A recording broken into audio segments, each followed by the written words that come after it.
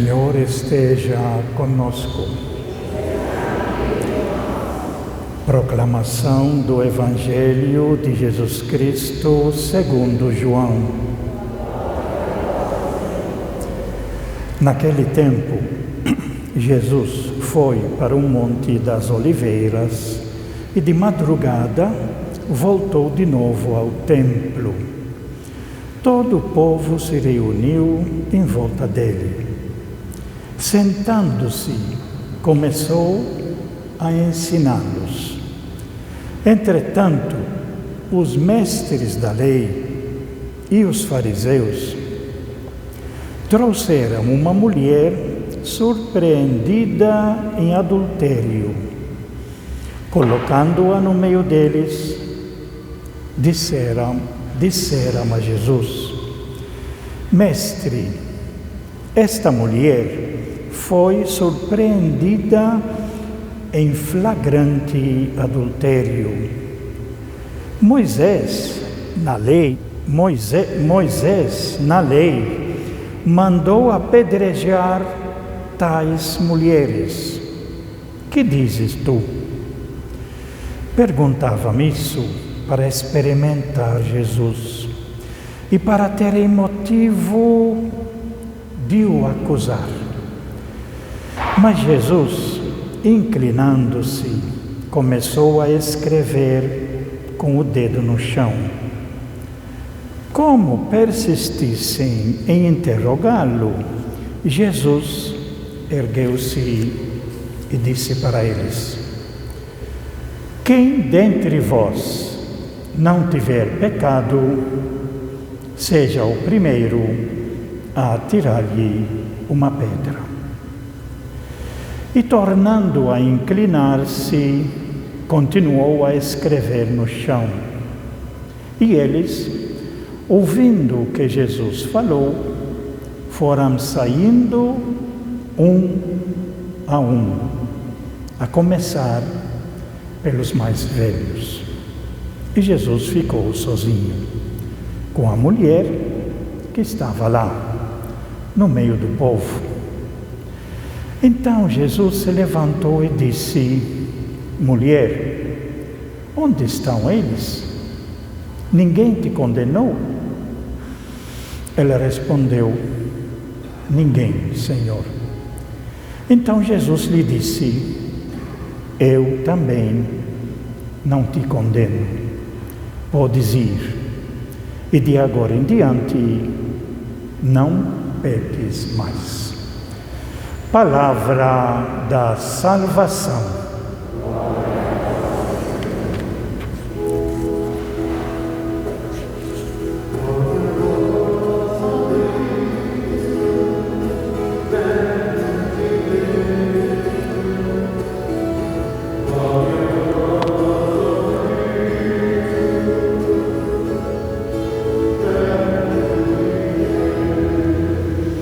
Que estas palavras sirvam para o perdão de todos os nossos pecados.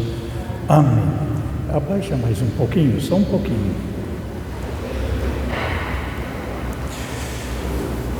Nós estamos hoje no último domingo. Abaixa mais um pouquinho, por favor, só um pouquinho. Só um pouquinho, isso. Nós estamos celebrando hoje o último domingo da Quaresma.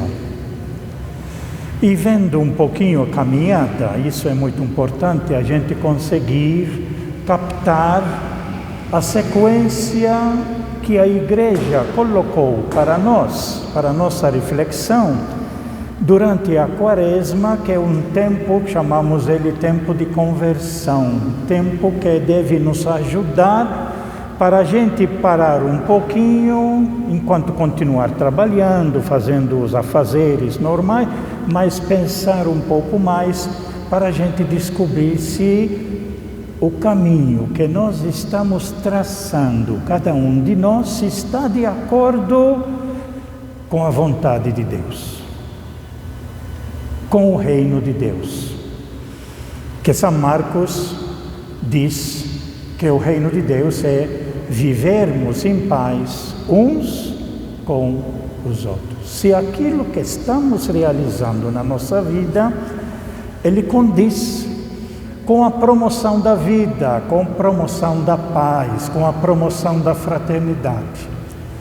E se não estiver cada um de nós dentro desse projeto para construir, valorizar a vida e a vida de todos, então a igreja nos pede para pensar, para viver, para se arrepender e para tomar um caminho diferente para construir a vida.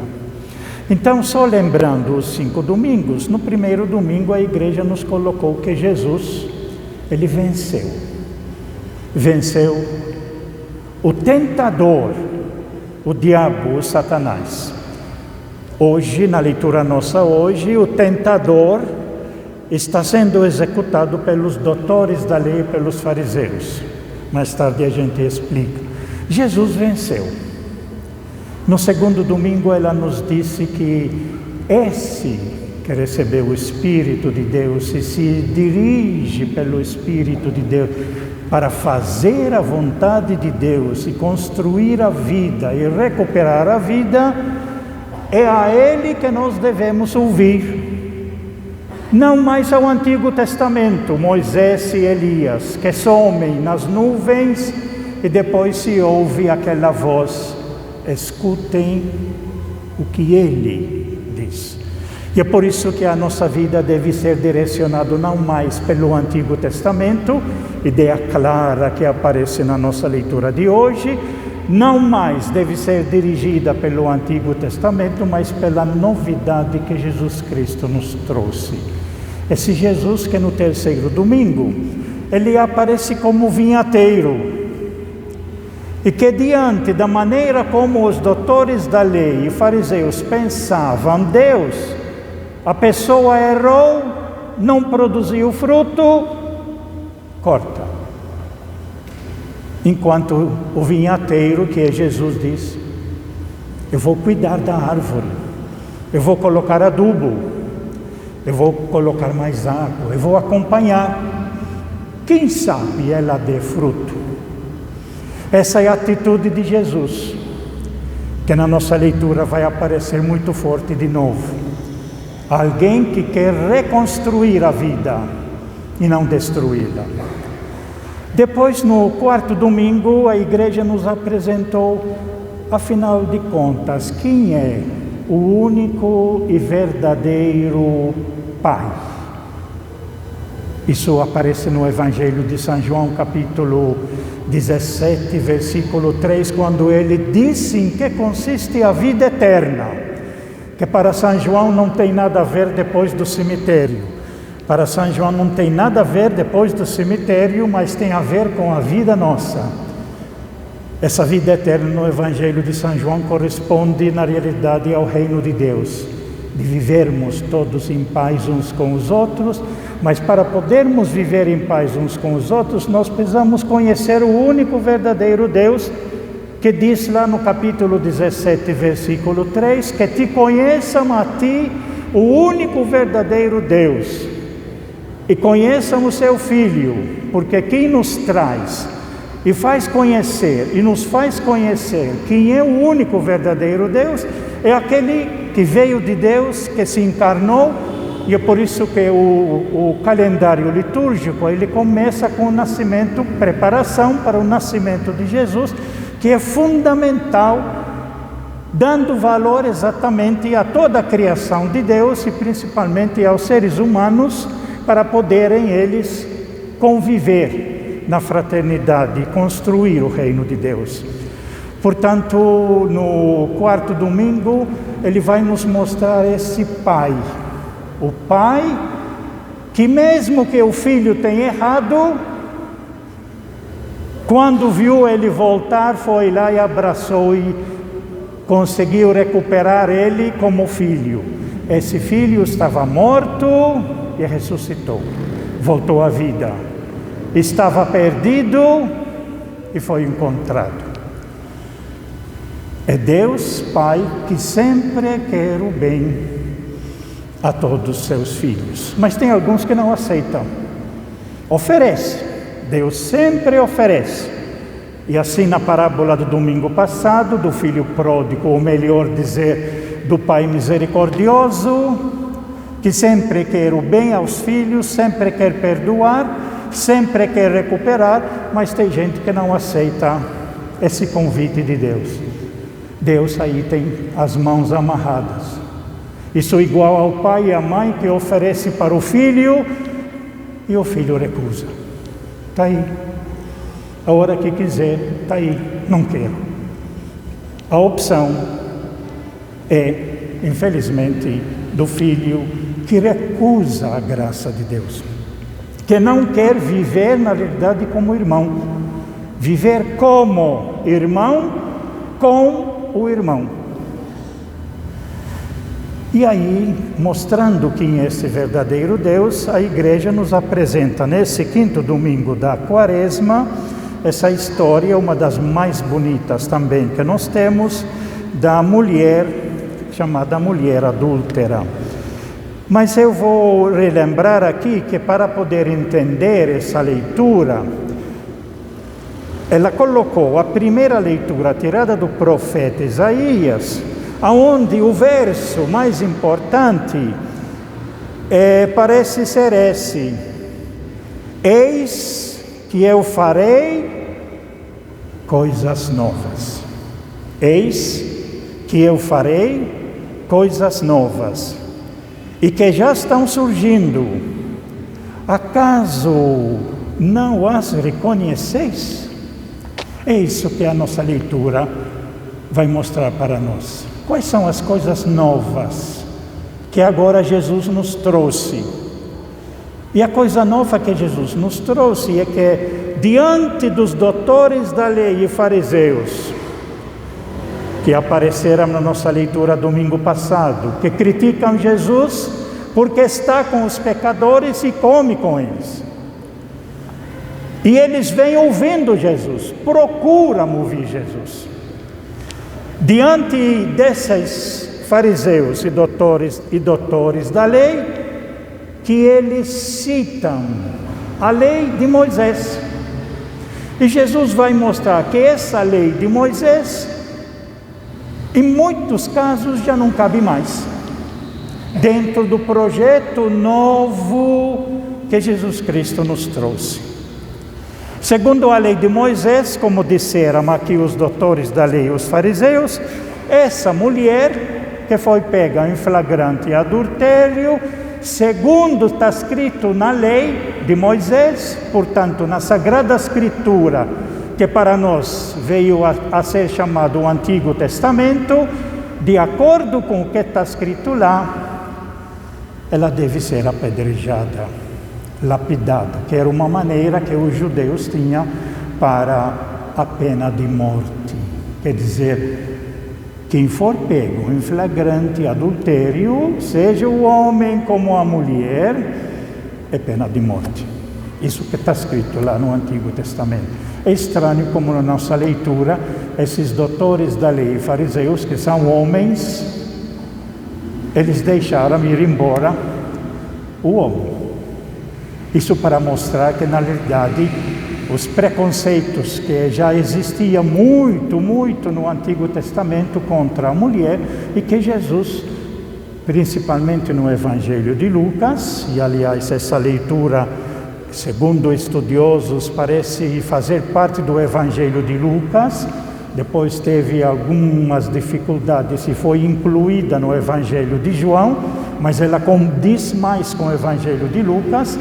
E aí Jesus vai mostrar, na realidade, que Ele é que está trazendo o novo.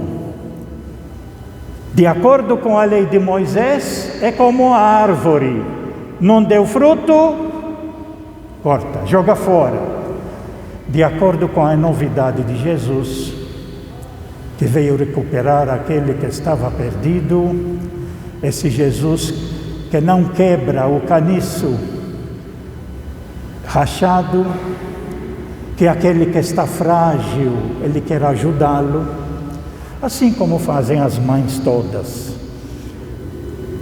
Isso aparece muito nas mulheres, nas mães, que diante de problema da criança, da fragilidade da criança, elas estão lá não para deixar se perder, não para deixar sofrer, mas para tentar recuperar, para tentar dar carinho, para tentar dar valor à pessoa, para ela conseguir florir, crescer e se realizar e viver a vida que Deus nos deu. Em resumo, essa é a leitura que nós temos, a explicação da leitura que nós temos na nossa explicação deste Evangelho de hoje.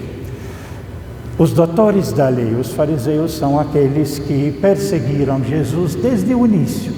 Quem lê o Evangelho de Marcos vai perceber a presença dos fariseus acompanhando Jesus por onde ele for e tentando descobrir qualquer coisa para poder matá-lo, para poder acusá-lo, como diz aqui a nossa leitura. Agora esses doutores da lei trazem essa mulher, pegam em flagrante adultério. Qual é a atitude de Jesus? Veja bem, são duas atitudes. Ele pode dizer, a lei diz isso, então podem matá-lo. Sigam a lei, sigam a Sagrada Escritura, que era considerada a lei divina. Mas se ele fizesse isso, aí eles vão dizer, então, todo o seu ensinamento cai por terra, porque o Senhor vem ensinando sobre o perdão, sobre a misericórdia, e agora o Senhor manda a gente matar? Do outro lado, se ele respondesse que não deve matar, eles vão acusá-lo, está vendo? Está quebrando a lei de Moisés, está quebrando a Sagrada Escritura. Inteligente foi a resposta que Jesus Cristo vai dar. Ele agachou, aparece, essa fotografia aparece, né? Ela é muito singela, muito bonita, aparecia aqui também, os traços assim de Jesus, os traços da mulher, o olhar da mulher, é maravilhoso. Quem for meditar depois, nós vamos estudar isso, aprofundar isso na celebração da penitência, que aqui vai ser na sexta-feira santa, às 8 horas da manhã. Eu já deixo o convite aberto. Então, diante disso, Jesus se agacha e faz que está escrevendo no chão. Lá a palavra que aparece, que Jesus escreveu, devido ao tema da campanha da fraternidade, parece que está escrito a palavra sabedoria. Sabedoria, que é o lema da campanha da fraternidade. E aí levantou e disse para eles, já com as pedras na mão, para matar a mulher: quem de vocês estiver sem pecado, atire nela a primeira pedra. Tem até uma música popular muito bonita sobre esse tema, com exatamente essas palavras. Quem tiver sem pecado, atire nela a primeira pedra. Ora, os fariseus e os doutores da lei eram pessoas que se consideravam perfeitos, porque eles cumpriam as leis que está escrito na Sagrada Escritura, do Antigo Testamento, que eles tinham até então. Eram considerados modelo diante dos outros, eram considerados sem pecado, eram orgulhosos e se orgulhavam, negando os outros e indicando o dedo para os outros que pecam, que erram, inclusive acusando aqueles que estão doentes, que eles estão recebendo o castigo de Deus porque pecaram, e eles sem pecado. Aí, diante dessa pergunta, o que aconteceu? Todos foram embora. Um por um, começando, aqui o texto fala pelos mais velhos. O texto original no grego, ele fala o termo presbíteroi, que seria os responsáveis, os que pertenciam ao conselho que decidia a vida do povo, foram eles que foram embora primeiro. O que diz isso? Pelo menos no único lugar que eu conheço, que os fariseus e os doutores da lei, eles estão reconhecendo que também eles são pecadores. Nunca declararam isso, mas o gesto deles indica exatamente isso. Foram embora todos. Aí ficou Jesus e a pecadora, diz o texto, no meio. No meio. O meio, na realidade, é o lugar mais importante. É o lugar que ganha destaque. Portanto, o centro dessa leitura toda é essa mulher. Faz o que com ela? Acabar com a vida dela, como está escrito no Antigo Testamento, e os doutores da lei e fariseus vieram exigir, acabar com a vida dela, ou ajudá-la a crescer, ou ajudá-la a superar, ou ajudá-la para poder voltar a viver a vida com dignidade. Isso combina muito com o ensinamento de Jesus, que disse muitas vezes: eu não vim para condenar o mundo, eu vim para salvar. Eu não vim para condenar nenhum pecador, eu vim para ajudá-lo a se recuperar. O profeta Jeremias, no Antigo Testamento, tem uma frase que Jesus repete: pois Deus não quer a morte do pecador, mas Ele quer que ele se arrependa e se salve. Isso é o desejo de Deus. E quem está mostrando para nós esse desejo de Deus é esse Jesus, o vinhateiro, que quer cuidar, que quer acompanhar, que quer redimir, que quer reconstruir, que não condena ninguém. E a pessoa que se condena quando ela recusa, é ela que se condena. Deus também não condena ninguém, é a pessoa que se condena, recusando a graça de Deus. São Paulo, na carta que ele nos diz que a igreja escolheu, é uma escolha muito interessante, aqui da carta aos Filipenses, ele fala que ele também foi conquistado por Cristo, porque São Paulo era fariseu, era doutor da lei, e era duro como esses doutores da lei fariseus. Tanto é assim que na vida dele, São Paulo, quando viu que os seguidores de Jesus, chamados seguidores do caminho, agora não estão seguindo as leis de Moisés, ele ia prendê-los. E foi nesse momento, indo a Damasco, que caiu no chão. E a partir daí ele começou a descobrir quem é esse grande tesouro que é Jesus Cristo. Por isso que ele fala aqui: na verdade eu considero tudo que eu já fiz no passado como perda, diante da vantagem suprema que consiste em conhecer a Jesus Cristo, meu Senhor. Mas conhecer o verdadeiro Jesus Cristo. Aqui no Brasil, todo mundo fala de Jesus, todo mundo fala de Deus, mas nós precisamos perceber em que Deus, em que Jesus. É Jesus que quer esmagar o outro? É Jesus que quer oprimir?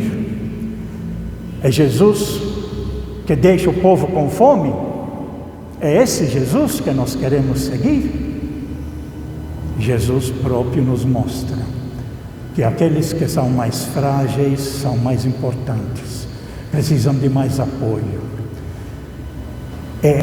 O sentido da vida de Jesus exatamente são esses. E aí continua Paulo: por causa de Jesus Cristo eu perdi tudo, considero tudo como lixo, para ganhar Cristo e ser encontrado unido a Ele. E aqui uma ideia fundamental: não com minha justiça provinda da lei. E aqui os fariseus e os doutores da lei dizem: a justiça é, como a lei diz, tem que matar, nos vamos matar. Essa era a decisão deles. Agora Jesus vai em outro caminho e vai dizer: considero tudo como lixo para ganhar Cristo e ser encontrado unido a Ele, não com minha justiça provinda da lei, mas com a justiça por meio da fé em Cristo. A justiça que vem de Deus na base da fé. E essa justiça que vem de Deus na base da fé, na carta aos Gálatas ele vai dizer em que consiste. É o amor que nós precisamos ter uns para com os outros. O amor da compreensão, do perdão, da misericórdia, para termos a convivência que Deus deseja para todos nós. Esta consiste em conhecer a Cristo, experimentar a força da sua ressurreição, da sua vitória, ficar em comunhão com os seus sofrimentos causados pela perseguição, isso é muito importante perceber, tornando-me semelhante a Ele até na sua morte, para ver se alcanço a ressurreição dentre os mortos, quer dizer, para ver se eu consigo vencer e permanecer ressuscitado com Cristo. E aí ele diz: não que eu já tenha recebido tudo isso, ou que já seja perfeito, não sou perfeito, mas estou, diz assim, eu corro para alcançar, visto que já fui alcançado por Jesus Cristo. Esse tema o Papa